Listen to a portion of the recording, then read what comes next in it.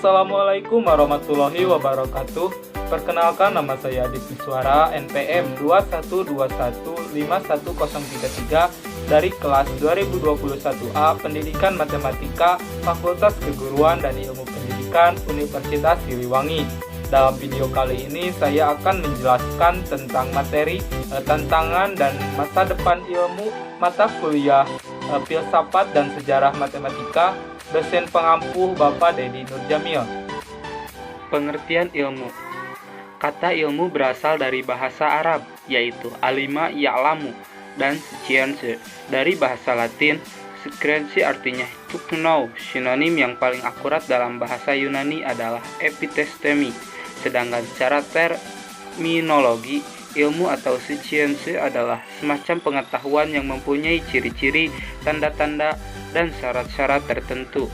Menurut ensiklopedia, pengertian ilmu adalah ilmu pengetahuan, yaitu suatu sistem dari berbagai pengetahuan yang masing-masing mengenal suatu lapangan pengetahuan tertentu yang disusun sedemikian rupa menurut asas-asas tertentu, sehingga menjadi kesatuan suatu sistem dari berbagai pengetahuan yang masing-masing didapatkan sebagai hasil pemeriksaan yang dilakukan secara teliti dengan memakai metode tertentu. Adapun pengertian ilmu menurut para ahli, beberapa definisi ilmu menurut para ahli seperti yang dikutip oleh Bahtiar tahun 2005 diantaranya adalah pengertian kata ilmu secara bahasa adalah pengetahuan tentang suatu yang disusun secara bersistem menurut metode-metode tertentu yang dapat digunakan untuk menerangkan gejala-gejala tertentu di bidang itu. Satu, menurut Muhammad Hatta, mendefinisikan bahwa ilmu adalah pengetahuan yang teratur tentang pekerjaan hukum kausal dalam suatu golongan masalah yang sama tabiatnya, maupun menurut kedudukannya, tampak dari luar maupun menurut bangunannya dari dalam. Kemudian menurut Ralph Ross dan Ernest van der Haag mengatakan ilmu adalah yang empiris, rasional, umum dan sistematik, dan keempatnya serentak.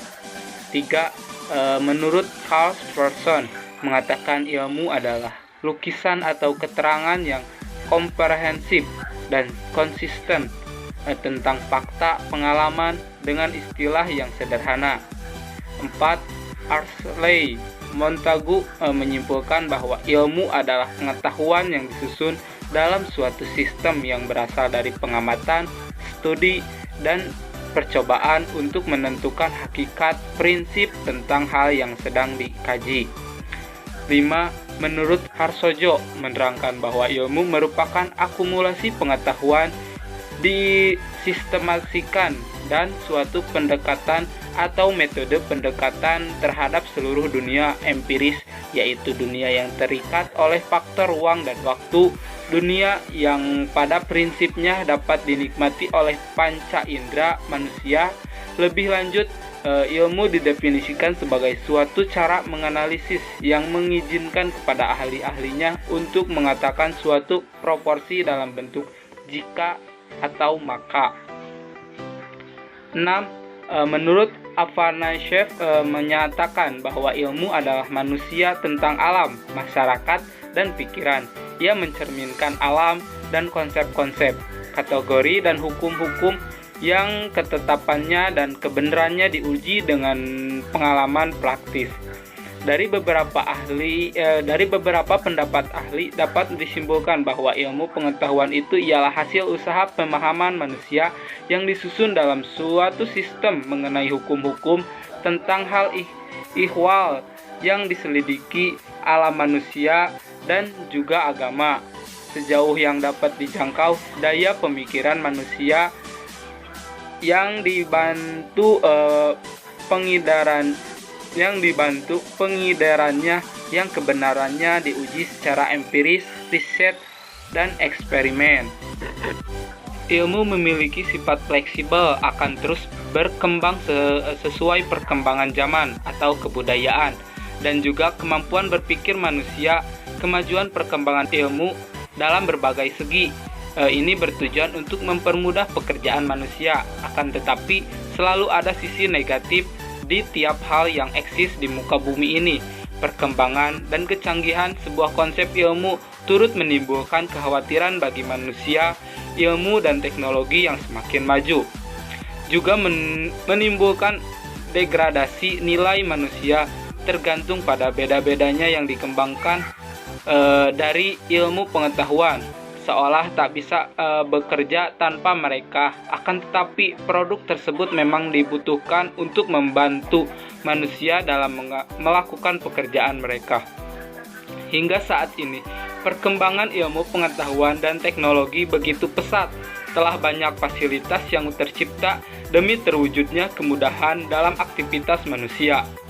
Sejak suksesnya penelitian rekayasa genetika terhadap makhluk hidup yang telah dirintis oleh Dr. Gordon dari Universitas Cambridge, Inggris pada tahun 1961, teknologi ini seperti menjadi mainan baru yang tak bosan di otak-atik oleh para ilmuwan genetika jika pada masa itu mereka berhasil melakukan cloning pada katak.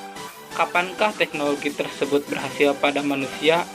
Ide melakukan cloning pada manusia ini nampaknya terus menjadi perbincangan oleh berbagai kalangan dan menjadi kontroversi. Teknologi cloning ini dikritisi oleh 19 negara Eropa pada tahun 1997 dengan menandatangani fakta yang menyebutkan bahwa mengklon manusia merupakan pelanggaran martabat manusia dan merupakan penyalahgunaan ilmu. Belum lagi dalam perspektif agama, teknik rekayasa genetika tak layak diteruskan karena terkesan membuat manusia berusaha menjadi Tuhan dengan memanipulasi teknologi untuk menciptakan makhluk hidup. Hal-hal apa saja yang bisa terjadi di masa yang akan datang? Sejumlah peristiwa yang terjadi tentunya telah memberikan gambaran atas apa yang akan kita hadapi di masa depan. Hal tersebut adalah satu, perubahan lingkungan hidup meliputi jumlah penduduk yang bertambah, krisis air bersih untuk kebutuhan rumah tangga dan industri, krisis lahan untuk tempat tinggal, kawasan industri dan hutan, rusaknya ekosistem, musnahnya sejumlah organisme baik di darat maupun air, meningkatnya suhu bumi karena efek rumah kaca, meningkatnya resiko hujan asam. 2. Degradasi moral diprediksi pada masa yang akan datang. Masyarakat akan mengedepankan prinsip individualis dan kurangnya interaksi sosial. Dapat pula dikatakan akan terjadi krisis kemanusiaan karena gagasan ide atau ideologi yang akan utuh dan salah interpretasi. Contohnya adalah gerakan emansipasi wanita yang dimanfaatkan sejumlah perusahaan, gerakan feminisme yang menuntut wanita diberi lapangan pekerjaan yang sama dengan pria, membuat perusahaan merekrut pekerja wanita lebih banyak dengan pertimbangan lebih mudah diatur, pekerjaan yang lebih rapih dan upah yang lebih rendah. Hal ini menyebabkan kaum pria sulit mendapatkan pekerjaan dan wanita menjadi merasa superior. Para pria yang menganggur ini berpotensi melakukan tindak kriminal karena alasan ekonomi akibat tak memiliki pekerjaan.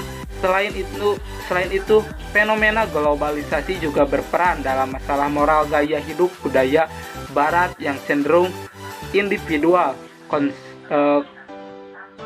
konsumtif, dan hedonis turut menjadi ancaman. Ketiga, perkembangan sains dan teknologi. Perkembangannya ilmu pengetahuan dan teknologi iptek di masa depan diprediksi akan mengakibatkan signifikan pada bidang fisika serta inovasi dan aplikasi terhadap penelitian laser. 2. Pemurnian bidang proses kontrol sistem pada studi mekanik, biologi, dan elektronik. 3. Meningkatnya kualitas fungsi dan penggunaan media massa. 4. Usaha restorasi lingkungan. 5. Peningkatan fungsi komputer dan gadget. 6. Kerjasama internasional di bidang dagang, perekonomian, teknologi, dan komunikasi informasi. 7. Robot-robot dan mesin-mesin pengganti tenaga manusia. Hal ini berpotensi menyebabkan meningkatnya pengangguran. Kedelapan, perkembangan yang pesat di sektor bioteknologi, genoteknologi, dan ekoteknologi. 4 adalah pendidikan nasional kualitas, kemampuan intelek sumber daya.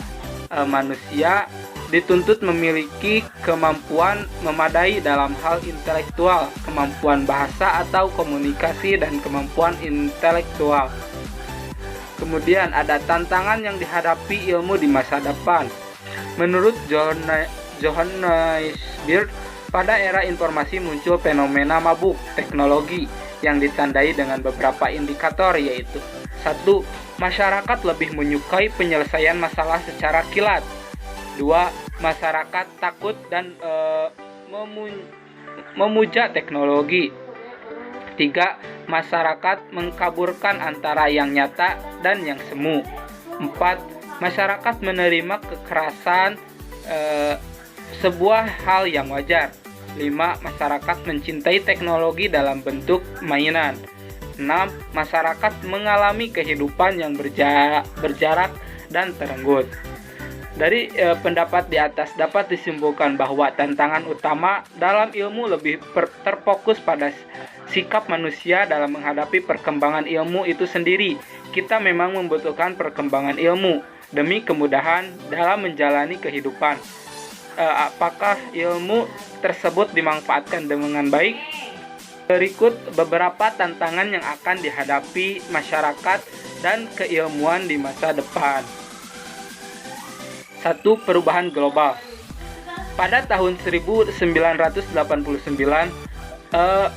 OECD menerbitkan hasil simposium yang dikatakan di Paris dalam bentuk buku yang diberi judul On War on Several. Dalam buku tersebut menyebutkan 7 masalah besar yang dihadapi manusia di masa depan. Ketujuh masalah itu adalah 1. Reaktivasi dunia secara menyeluruh. 2. Globalisasi versus regionalisasi. 3. Perkembangan sumber daya manusia dan pengelolaan pemerintah. 4. Kontrak pembangunan. 5. Pendirian region energi internasional menghadapi perubahan lingkungan yang semakin destruktif. 6. Migrasi internasional. 7. Memikirkan kembali nasib buruh-buruh negara agraris. Hal ini menunjukkan bahwa permasalahan yang dihadapi semakin kompleks dan menyeluruh. 2. Pendidikan global. Sistem pendidikan global menuntut para siswa untuk memiliki wawasan global untuk mempersiapkan diri era globalisasi melalui pendidikan global. Para siswa diharapkan mampu bertindak lokal, namun memiliki pemikiran global. Metode pembelajaran seperti ini telah diterapkan di negara-negara maju dengan kualitas HDI (Human Development Intellectual) yang tinggi. Untuk Indonesia, konsep pendidikan seperti ini masih belum diterapkan secara optimal. 3. Kesenjangan pemahaman iptek pendidikan dan HDI. Kesenjangan pemahaman iptek dan kualitas pendidikan serta rendahnya angka HDI di Indonesia khususnya terjadi karena 2 faktor, yaitu sumber daya manusia yang kurang memadai dan finansial yang masih sangat rendah. 4. Perubahan tantangan kehidupan sosial dan moral. Kehidupan bermasyarakat di masa yang akan datang menunjukkan struktur masyarakat yang cenderung individualis. Kualitas moral masyarakat pun terancam menurun karena cepatnya penyerapan budaya asing. 5. Kependudukan dan ketenaga kerjaan di negara-negara industri maju. pertambahan penduduk 1%, bahkan beberapa negara mendekati 0%, sehingga tahun 2025 jumlah penduduk di negara ini sekitar 1,4 miliar, sedangkan di negara-negara berkembang pada tahun 2025 diperkirakan mencapai 6,8 miliar. Sementara itu di Indonesia pada tahun 2020 jumlah penduduk mencapai 250 juta jiwa dan tahun 2050 mencapai 350 juta jiwa. Rata-rata pertumbuhan penduduk di Indonesia saat ini sekitar 1,8% per tahun. Tingginya pertumbuhan penduduk ini menimbulkan sejumlah permasalahan dalam kehidupan di Indonesia. Masalahnya kekurangan lahan tempat tinggal dan kurangnya lapangan pekerjaan akan menjadi tantangan yang berat di masa depan. 6. Permasalahan lingkungan hidup. Sehubungan dengan bertambahnya jumlah penduduk ditambah dengan kegiatan industri berpotensi memberi dampak negatif bagi lingkungan. Fenomena pemanasan global telah menjadi bukti nyata rusaknya lingkungan hidup, ditambah lagi dengan punahnya sejumlah flora dan fauna langka dari bumi yang mengurangi kekayaan ragam kehidupan. Kemudian ada peran ilmu dalam menghadapi tantangan di masa depan. Manusia telah membuktikan bahwa kemampuan berpikir mereka telah semakin kompleks dan akan terus berkembang. Di tangan para ilmuwan telah tercipta penemuan-penemuan canggih dan teknologi mutakhir untuk kepentingan umat manusia. Melalui tangan manusia kita bisa menciptakan, maka di tangan manusia pula kita bisa memanfaatkan dan mengendalikannya. Dalam bukunya Commonwealth Economics for a Crowded Planet, Jeffrey Dessart, Direktur Earth Institute University of Columbia, menulis bahwa dunia sekarang sedang mengalami banyak tantangan seperti kemiskinan, degradasi lingkungan, dan juga konflik. Menurut Search, ada 4 hal yang dapat digunakan untuk mengatasi permasalahan yang akan muncul di masa depan, yaitu 1. Tujuan yang jelas. 2. Sumber keuangan yang memadai. 3. Teknologi yang efektif dan ramah lingkungan. 4. Implementasi strategi yang jelas. Untuk negara Indonesia, kontribusi ilmuwan dalam negeri pada kenyataan cukup memprihatinkan. Dari masalah pendanaan yang hanya 0,9% dari APBN sampai masalah perizinan menjadi kendala besar dalam pengoptimalan penelitian oleh para ilmuwan.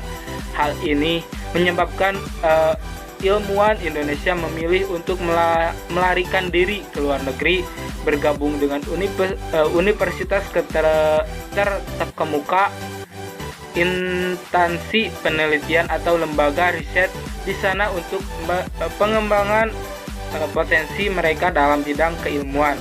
Padahal sebenarnya Indonesia memiliki sumber daya manusia di bidang keilmuan yang cukup mumpuni, tapi kurangnya sinergi pemerintah dan instansi pendidikan dan industri seolah mematikan mereka. Akan menjadi langkah bijaksana jika Indonesia melakukan optimalisasi terhadap penelitian yang akan dilakukan oleh ilmuwan dalam negeri, memberi mereka wadah untuk melakukan riset ilmu pengetahuan. Tentunya hal tersebut akan memberi kebaikan bagi kehidupan manusia di Indonesia nantinya.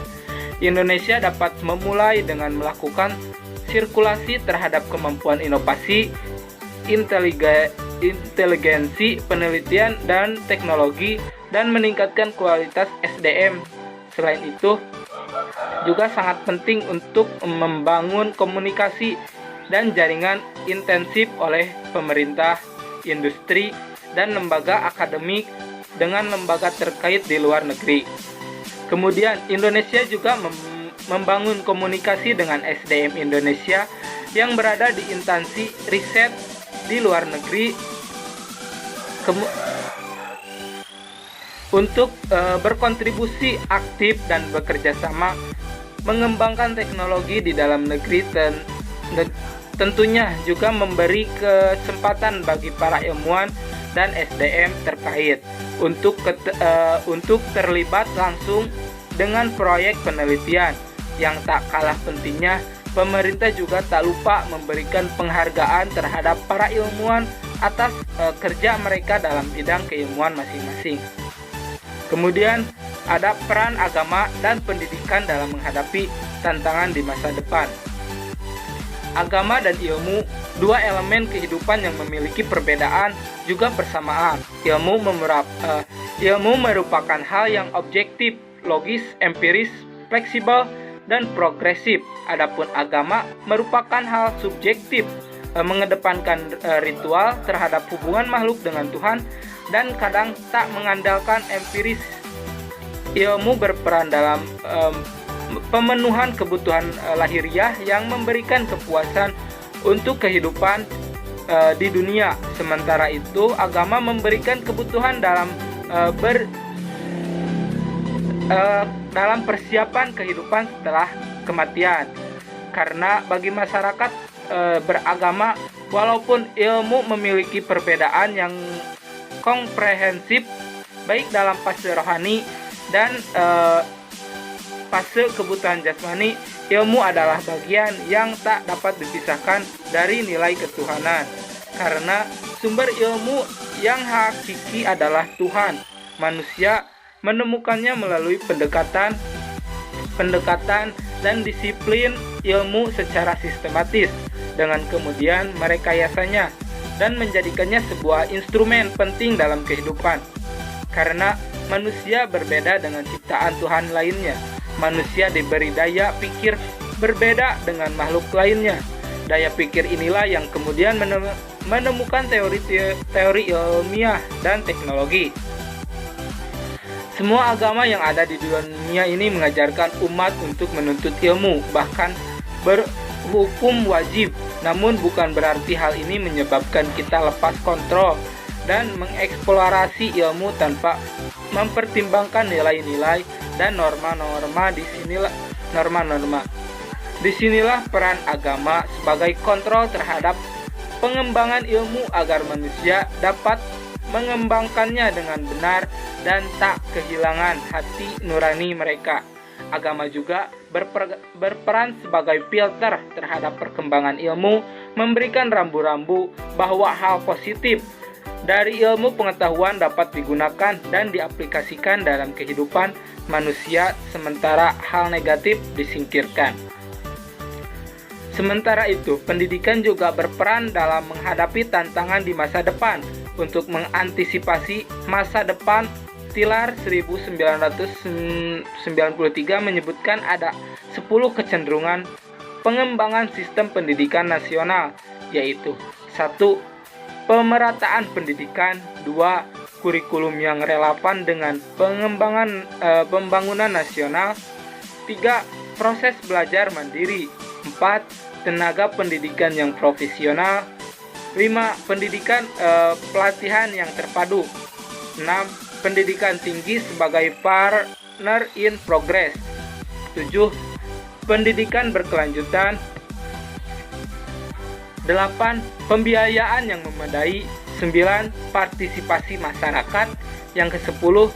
Manajemen pendidikan yang efektif. Tujuan pendidikan bukan menciptakan individu yang mahir dalam spesialisasi, melainkan dapat mewujudkan individu yang utuh, sebagaimana tujuan pendidikan dalam dalam UU nomor 2 tahun 1989 tentang sistem pendidikan nasional, yang menyatakan bahwa tujuan pendidikan nasional mencerdaskan kehidupan bangsa dan mengembangkan manusia Indonesia seutuhnya, yaitu manusia yang beriman dan bertakwa kepada Tuhan Yang Maha Esa dan berbudi pekerti luhur, memiliki pengetahuan dan keterampilan, sehat jasmani dan rohani, kepribadian yang mantap dan mandiri, serta rasa tanggung jawab masyarakat dan kebangsaan.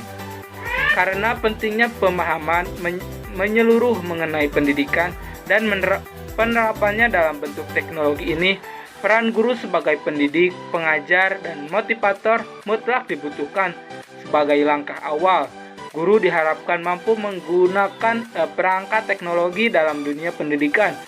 Selain itu, dibutuhkan karakter guru yang dewasa, cerdas, bermoral, berbudi pekerti luhur, bertanggung jawab, dan menghargai setiap potensi siswa. Pemanfaatan kemajuan ilmu pengetahuan dan aplikasi kehidupan hendaknya dibatasi oleh pemahaman menyeluruh mengenai keilmuan itu sendiri. Semua hasil penemuan ilmu pengetahuan semata-mata digunakan untuk mempermudah manusia menjalani hidupnya tanpa menimbulkan arogansi ilmu, pendewasaan ilmu, dan merusak jadi manusia sampai lingkungannya. Tanggung jawab meminimalkan dampak dan tantangan berat keilmuan tak hanya berada di tangan para ilmuwan atau para ahli di bidangnya. Kita manusia sebagai masyarakat yang turut memanfaatkan hasil penelitian antusia atau riset dari ilmu pengetahuan juga berperan menghadapi tantangan tersebut agar tak mengacaukan tatanan kehidupan. Jika kita bersama menghadapi tantangan tersebut dengan kesiapan dan koordinasi yang baik, tentunya kehidupan yang tentram, sejahtera, dinamis, dan manusiawi dapat terwujud. Sekian yang dapat saya sampaikan. Mohon maaf apabila ada kesalahan. Wassalamualaikum warahmatullahi wabarakatuh.